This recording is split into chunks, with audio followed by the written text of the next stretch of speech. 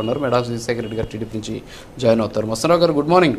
ఏంటి ఒకటి కాదు వరుసగా ప్రొఫెసర్ నాగేశ్వర్ చేసినటువంటి వ్యాఖ్యల తర్వాత జగన్మోహన్ రెడ్డికి దాదాపుగా సేఫ్ జోన్లో ఉన్నాడు అనుకునే సమయానికి ఒక్కొక్కటి కేసు బయటకు వస్తుంది. సరే బొల్లా బ్రహ్మ నాయుడిది పక్కన పెట్టేస్తే మిగతా అన్నీ కూడా బయటకు వస్తున్న పరిస్థితి. శాండీ స్కామ్ కూడా యాక్టివేట్ అయినటువంటి సిచ్యువేషన్ ఉంది. తర్వాత లిక్కర్ స్కామ్కి కూడా యాక్టివేట్ అయినటువంటి పరిస్థితి.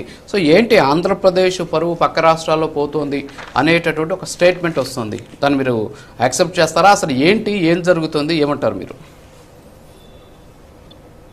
గుడ్ మార్నింగ్ అండి. ప్రైమ్ నైన్ ప్రేక్షకులకు, అదేవిధంగా ప్యానెల్లో ఉన్న పెద్దలకు, మీకు కూడా.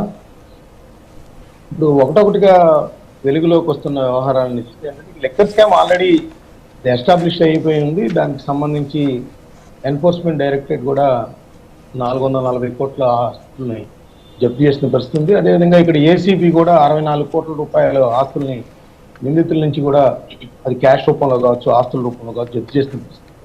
దాదాపు 52 మంది పైగా నిందితుల్ని గుర్తించడం, దానిలో 16 నుంచి 20 మంది దాకా ఇప్పటికీ అరెస్ట్ చేయడం, వాళ్ళు కొన్నాళ్ళ పాటు జైల్లో ఉండటం, ఆ తర్వాత ముందస్తు బెయిల్స్ తీసుకోవటం, కండిషనల్ బెయిల్ తీసుకోవటం చూసామా. అయితే ఇప్పుడు మీరు చెప్పిన బొల్లా బ్రహ్మనాయుడు గారు ఏదైనా అది ప్యూర్లీ ఆయనకి సంబంధించిన వ్యక్తిగతమైన విషయం. అంటే పార్టీకి ఏ విధంగా చుట్టుకుంటుందంటే అది 1000 కోట్ల రూపాయల ల్యాండ్ కాబట్టి కేసు నమోదైంది. ఆయన పరారీలో ఉన్నాడని ఇక్కడ డీసీపీ స్వయంగా ప్రకటించాడు కాబట్టి వైఎస్ఆర్సీపీ రెస్పాండ్ కావాలి.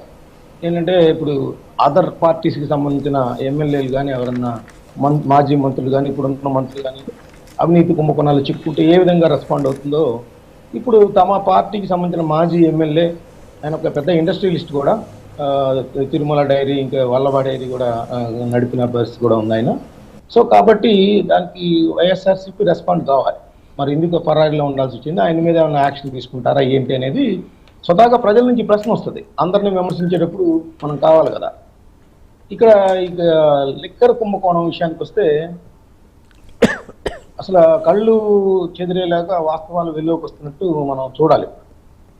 ఎందుకంటే జగన్మోహన్ రెడ్డి గారు చెప్పింది ఏంటంటే పేద ప్రజలకు మద్యం అలవాటు మాన్పించాలంటే దాని అత్యధిక రేట్లు కనుక పెంచేస్తే ఆటోమేటిక్గా వాళ్ళ యొక్క వినియోగం తగ్గుతుంది, వాళ్ళు కొనలేరు అనేది ఆయన చెప్పిన మాటలు. కానీ ఇప్పుడు ఆ కొనుగోళ్లు ఆ విధంగా పెరిగిన తర్వాత వచ్చిన సొమ్ము ఎక్కడికి వెళ్ళింది అంటే చూస్తూ ఉన్నాం కదా. ఈరోజు మరి సిట్టు, సరే నిన్నటి దాకా అంటే సిట్టు ఆంధ్రప్రదేశ్ ప్రభుత్వం ఉంది కాబట్టి కావాలని వాళ్ళందరూ కూడా ఇరికిచ్చారు, ఇది రాజకీయ ప్రతీకారతో జరుగుతూ ఉందని చెప్పి చెప్పచ్చు. ఇప్పుడు మరి ఎన్ఫోర్స్మెంట్ డైరెక్టరేట్ ఒక్కొక్కటి వెలుగు చూస్తూ ఉంటే ఏం చెప్పాలి ఇప్పుడు? అది జగన్మోహన్ రెడ్డి గారు చెప్పాలి బయటకు వచ్చి. ఎందుకంటే నేను ఒక విషయం చెప్తాను రాజు గారు, జగన్ గారికి చుట్టూతా ఉన్న వాళ్ళందరూ అరెస్ట్ అయిపోయారండి. ఆయన పిఏ, సరే పొలిటికల్ అసిస్టెంట్ అని ఇప్పుడు అంటున్నారు, ఓకే, ఆయన పర్సనల్ అసిస్టెంటో పొలిటికల్ అసిస్టెంటో తర్వాత విషయం. కొన్ని 100 కోట్ల రూపాయలు, మహా అయితే ఒక 1000 లేకపోతే 1,00,000-1,50,000 వేతనం ఉంటుంది. కొన్ని 100 కోట్ల రూపాయలు ఆయన యొక్క లావాదేవీలు ఉన్నాయని చెప్పేసి ఈరోజు బయట పెట్టిన పరిస్థితి. అదేవిధంగా కృష్ణమోహన్ రెడ్డి గారు ఓఎస్డీగా చేశారు, ఆయన అరెస్ట్ అయ్యి జైల్లో ఉన్న పరిస్థితి, ఇప్పుడు కూడా బెయిల్ మీద ఉన్నాడు. అదేవిధంగా ప్రిన్సిపల్ సెక్రటరీగా చేసిన ధనంజయ రెడ్డి గారు.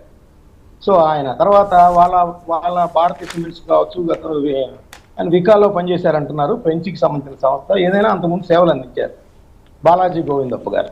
సో వీళ్ళందరూ కూడా జగన్మోహన్ రెడ్డి గారి సన్నిహితులు. వీళ్ళు అయితే ఇద్దరు రోజు జగన్మోహన్ రెడ్డి గారి ఫోన్లు లిఫ్ట్ చేయాలంటే జగన్మోహన్ రెడ్డి గారి దగ్గర ఫోన్ ఉండదు. అయితే కృష్ణమోహన్ రెడ్డి గారు లేకపోతే నాగేశ్వర రెడ్డి గారు మాత్రమే ఫోన్ లిఫ్ట్ చేసి తర్వాత జగన్మోహన్ రెడ్డి గారికి ఇస్తారు. సో అది రెండోది. ఇక పార్టీ నాయకుల విషయానికి వస్తే విజయసాయి రెడ్డి గారు ఇప్పుడు లేరు, కానీ అప్పుడు ఉన్నారు.